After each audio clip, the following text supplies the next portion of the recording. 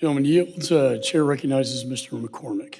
Thank you, Mr. Chair. When we talk about timing, you're right, it is kind of inconvenient timing that we waited 3.5 years to secure the border. It's a matter of timing that we decided to prosecute the former president of the United States to coincide with an election cycle.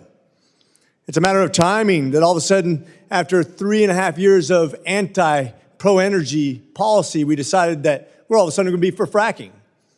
Imagine the timing. We keep on talking about being inconvenient for an election cycle. I was in Afghanistan in 2016 as the head of emergency medicine at a Role 3 hospital in Kandahar, Afghanistan. During the entire 4 years of President Trump's presidency, we lost approximately 45 people.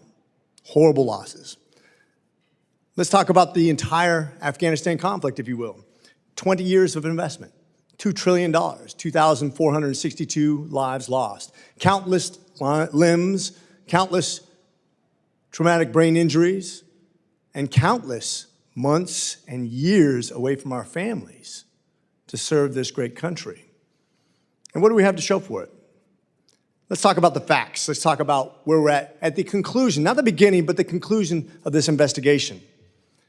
Fact, nobody but the commander-in-chief can make this decision on how and when to withdraw.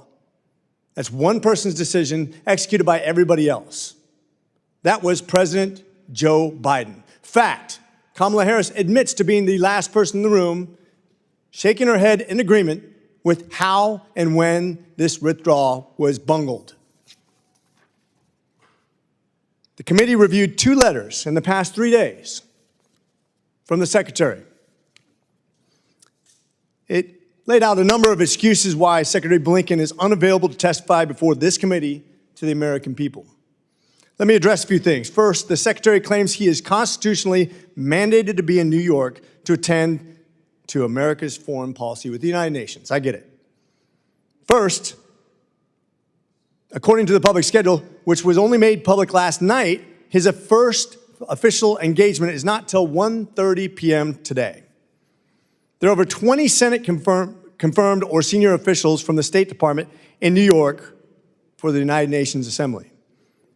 Based on events of the Secretary's calendar today, I see no reason why those individuals could not handle his engagements there today. Not explained in this letter. Apparently, he is willing to delegate certain responsibility to his deputies, but only those responsibilities that he has to the United States Congress. Congress, the people who represent the citizens of the United States of America. We, the people. Not only is his offer unacceptable, the deputies he offered were not even serving in the State Department during the Afghan withdrawal. Second, the letter transmitted last night declares, apparently on his behalf, to the entire DOJ that the DOJ has decided that holding the Secretary in contempt for failure to comply with the subpoena is, quote unquote, unconstitutional.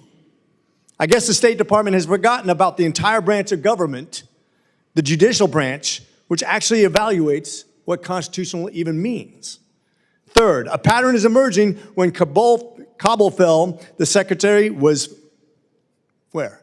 East Hampton in New York. It seems like New York seems to be his escape whenever something big happens and he has to shirk from his responsibilities. Lastly, my colleagues on the other side of the aisle accuse us of playing politics, that this timing is inconvenient.